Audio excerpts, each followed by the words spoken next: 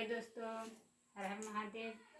देखिए, जितिया पावन किए हुए हैं, जा रहे हैं पूजा को कथा सुनने के लिए। तब तक के लिए वीडियो में बने रहिए।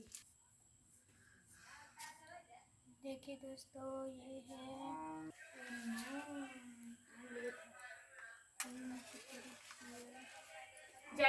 कर लेना डाउनलोड या फिर से नेट खत्म होने अथी बड़े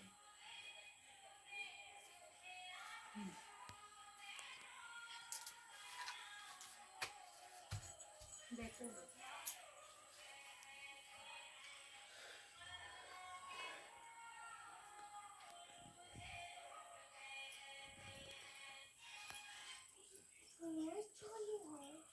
ये हो पता नहीं जो न बैठ गए धीरे धीरे काम करो। जान मोबाइल खोल ले अभी जगली पापा ठोला ना मोबाइल लेके अंदर को खोल लियो एक्स्ट्रा कोठी आ गई।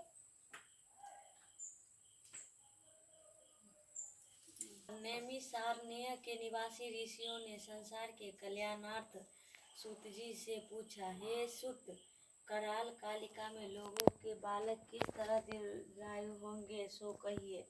सूत जी बोले, जब द्वापर का अंत और कलयुग का आरंभ था, उसी समय बहुत सी शोकाकुल स्त्रियों ने आपस में सलाह की कि क्या इस कली में माता के जीवित रहते पुत्र मर जाएगा। जब वो आपस में कुछ निर्णय नहीं कर सकी, तभी गौतम जी के पास पूछने के लिए गई। जब उनके पास पहुंची तो उस समय गौ माता जी आनंद के साथ बैठे थे। उनके सामने जाकर उन्होंने मस्तक झुकाकर प्रणाम किया। तदंतर स्त्रियों ने पूछा, हे प्रभु, इस कलयुग में लोगों के पुत्र किस तरह जीवित रहेंगे? इसके लिए कोई व्रत या तप हो तो कृपा करके बताइए। इस तरह उनकी बात सुनकर गौ माता जी बोले, आपसे मैं वही बात कहूँगा जो मैंने पहले से सुन रखी है। गौ माता जी ने कहा, जब अपने बेटे को मारा देखकर सब पांडव बड़े दुखी हुए तो पुत्र के शोक से व्याकुल होकर द्रौपदी अपने सखियों के साथ ब्राह्मण श्रेष्ठ धौम्य के पास गई और उसने धौम्य से कहा, हे विप्रेंद्र, कौन सा उपाय करने से बच्चा दीर्घायु हो सकता है? कृपा करके ठीक ठीक कहिए। धौम्य बोले, सतयुग में सत्य वचन बोलने वाला, सत्याचरण करने वाला, समरदर्शी जीमुतवाहन नामक एक राजा था। एक बार वो अपने स्त्री के साथ अपने ससुराल गया और वहीं रहने लगा। एक दिन आधी रात के समय पुत्र के शोक में व्याकुल कोई स्त्री रोने लगी, क्योंकि वो अपने बेटे के दर्शन से निराश हो चुकी थी। उसका पुत्र मर चुका था। वो रोते हुए कहती थी, हाय, मुझे बूढ़ी माता के सामने मेरा बेटा मरा जा रहा है। उसका रुदन सुनकर राजा जीमुतवाहन का तो मानो हृदय विदीर्ण हो गया। वो तत्काल उस स्त्री के पास गया और उससे पूछा, तुम्हारा बेटा कैसे मरा? बूढ़ी ने कहा, गुरु प्रतिदिन आकर गांव के एक लड़के को खा जाता है। इस पर दयालु राजा ने कहा, माता, अब तुम रो मत, आनंद से बैठो, मैं तुम्हारे बच्चे को बचाने का यत्न करता हूँ। ऐसा कहकर राजा उस स्थान पर गया जहाँ गुरुड़ आकर प्रतिदिन मांस खाया करता था। उस समय गुरुड़ भी उस पर टूट पड़ा और राजा के शरीर का मांस खाने लगा।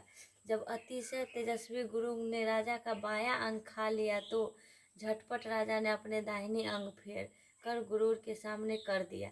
यह देखकर गुरुड़ जी ने कहा, देव योनियों में तुम कौन हो? तुम मनुष्य तो नहीं जान पड़ते। अच्छा, अपना जन्म और कुल बताओ। पीड़ा से व्याकुल मान वाले राजा ने कहा, हे पक्षीराज, इस तरह के प्रश्न करना व्यर्थ है। तुम अपनी इच्छा भर मेरा मांस खाओ। ये सुनकर गुरु रुक गए और बड़े आदर से राजा को जन्म और कुल की बात पूछने लगे। राजा ने कहा, मेरी माता का नाम सव्या और पिता का नाम शालिवाहन है। सूर्य वंश में मेरा जन्म हुआ और जीमुतवाहन मेरा नाम है। राजा की दयालुता देखकर गुरु ने कहा, हे महाभाग, तुम्हारे मन में जो अभिलाषा है वो वर मांगो।